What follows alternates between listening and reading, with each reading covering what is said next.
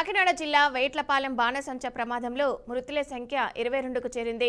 9 మంది కాకినాడ ప్రభుత్వ ఆసుపత్రిలో చికిత్స పొందుతుండగా వారిలో మరో 2 చికిత్స పొందుతూ మృతి చెందారు. మిగిలిన 7 మంది పరిస్థితి విషమంగా ఉన్నట్లు ఆసుపత్రి వర్గాలు వెల్లడించాయి. ఇక ఇదే అంశంపై మరిన్ని వివరాలను మా ప్రతినిధి చంటి అందిస్తారు.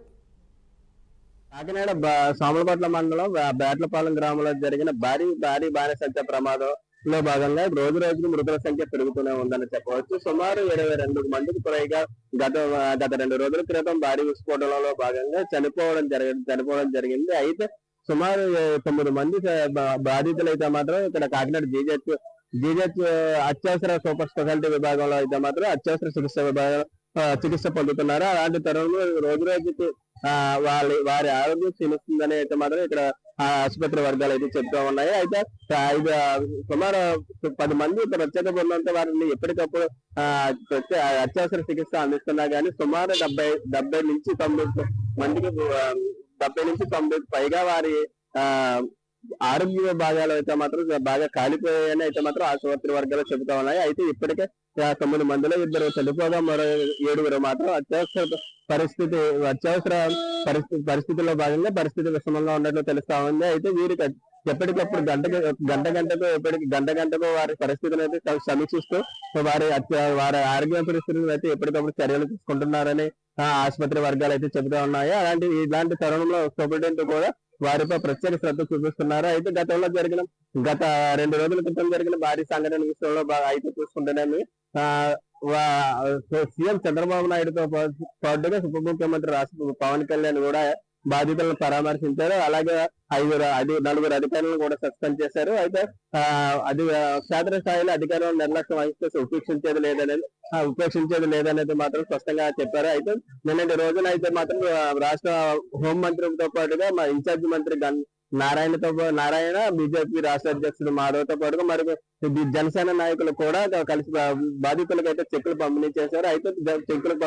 అనంతరం పూర్తి స్థాయిలో వారి కుటుంబాలకు అండగా ఉంటామని కూడా వారు ప్రత్యేక హామీ ఇచ్చారు. వాళ్ళ ఎవరైతే తల్లిదండ్రులు కోల్పోయారో వారి పిల్లలను అయితే చదువుకునే బాధ్యత ప్రభుత్వం తీసుకుంటుందని స్పష్టంగా చెప్పారు. ఇలాంటి తరుణంలో ఈ ఏడుగురు కూడా అత్యవసర పరిస్థితి పూర్తి స్థాయిలో విషమిస్తుండటంతో వారి ఆరోగ్య పరిస్థితిపై ఎప్పటికప్పుడు హెల్త్ బులెటిన్లు విడుదల చేస్తూ ఆరోగ్య వర్గాలు అయితే మాత్రం వారిని ఎప్పటికప్పుడు వారిని అబ్జర్వేషన్ చేస్తూ ఉన్నట్లు స్పష్టంగా తెలుస్తా ఉంది. అయితే ఆసుపత్రి సూపరింటెండెంట్ లావణ్య కుమార్ అయితే మాత్రం ప్రస్తుతతో వారి ఆరోగ్యం నిలకడపై కూడా ఎప్పటికప్పుడు ప్రభుత్వానికి అయితే మాత్రం చెప్తా ఉన్నట్లు తెలుస్తా ఉంది. ఏది ఏమైనప్పటికీ వేట్లపాలెం సంఘటన ఒక గుణపాఠంగా తీసుకుని రాబోయే రోజుల్లో ఇటువంటి సంఘటనలు జరగకుండా ప్రత్యేక చర్యలు ఏర్పాటు చేయాలని అయితే మాత్రం పలువురు కోరుకుంటున్నారు. అయితే నిన్నటి రోజున రాష్ట్ర మంత్రివర్గంలో ఉన్న వాసంశెట్టి సుభాష్ అయితే మాత్రం అధికారుల నిర్లక్ష్య వైఖరితో పాటుగా క్షేత్రస్థాయిలో అలసత్వం వహించిన అందరిపైన చర్యలు తీసుకుంటామని స్పష్టంగా చెప్పారు. అయితే రాబోయే రోజుల్లో కార్మిక వర్గ శాఖలో కార్మిక వాటిని జీవాలను కూడా మారుస్తూ ఎప్పటికప్పుడు క్షేత్రస్థాయిలో పరిశీలన చేస్తూనే కఠిన చర్యలు అమలు చేయడం జరుగుతుందని ఆయన అయితే చెప్తా ఉన్నారు. అలాంటి ఇన్ఛార్జ్ మంత్రి కూడా నారాయణ కూడా ఇటువంటి సంఘటనలు పునరావృతం కాకుండా మరిన్ని చర్యలు తీసుకుంటామని అయితే ఆయన చెప్పారు. హోంమంత్రి అనిత అయితే మాత్రం ఈ సంఘటనలు చేస్తున్న రాబోయే రోజులు ఇటువంటి సంఘటనలు పునరావృతం కాకుండా అయితే మాత్రం జాగ్రత్త చర్యలు తీసుకుంటామని అయితే మాత్రం స్పష్టంగా చెప్తా ఉన్నారు. అయితే రాష్ట్ర ముఖ్య సీఎం చంద్రబాబు నాయుడు సుమారు 8 గంటల పాటు ఈ పర్యటించిన నేపథ్యంలో ప్రతి అనుమానమును పరిశీలించి ఇక్కడ ఏం జరిగిందనే దానిపై స్పష్టమైన ఆదేశాలు తీసుకుని అసలు ఎవరెవరు దీంట్లో భాగస్వాములు అయ్యారు, అసలు పూర్తి యజమాని ఎవరు, అసలు వారికి ఇతనికి ఏం సంబంధం ఉంది, ముందు అడబల శ్రీనా అనే వ్యక్తి గతంలో చేసిన వ్యక్తికి ఇప్పుడు ఎందుకు ఈ బాణసంచ ప్రాంతాన్ని అప్పగించారనే దానిపై కూడా పూర్తిగా సమీక్షలు చేస్తున్నట్లుగా స్పష్టంగా తెలుస్తుంది. అయితే ఈ బాణసంచ తయారీ కేంద్రంలో ఎవరికైనా సరే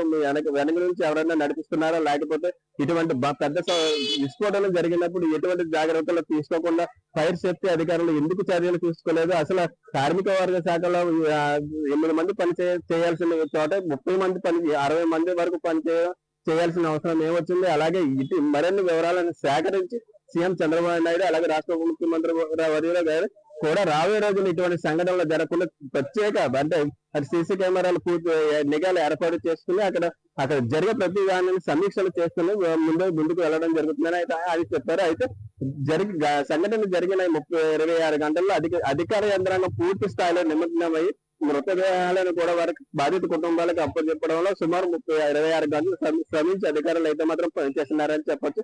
ఎక్కడికెక్కడ పని ఏదైనా ప్రమాదం జరిగినప్పుడు అధికారులు పూర్తి స్థాయిలో పనిచేస్తున్నారు తప్ప ఇటువంటి సంఘటనలు జరగకుండా ముందస్తు జాగ్రత్తలు తీసుకుంటే అధికార యంత్రాలు ఇటువంటి ప్రమాదాలు జరగకుండా ఉంటాయని కూడా పలువురైతే ప్రజలైతే కోరుకుంటున్నారు. అయితే సంఘటన జరిగినప్పుడు అధికారులు మేలుకుంటే ప్రయోజనం ఏముంది, ముందుగానే అధికారులు ఎప్పటికప్పుడు చర్యలు తీసుకుంటే ఇటువంటి ప్రమాదాలు జరగకుండా ప్రాణాలు పోకుండా ఉండేందుకు ఆస్కారం ఉందని పలువురైతే ఏదేమైనా సరే రాబోయే రోజుల్లో ఇది ఒక గుణపాఠంగా తీసుకుని మరిన్ని ప్రమాదాలు జరగకుండా రాష్ట్ర ప్రభుత్వాలు అయితే జాగ్రత్తలు తీసుకోవాలని కోరుకుంటున్నారు. కెమెరామెన్ విక్రమ్ తో రిపోర్టర్ చంటి, కాకినాడ.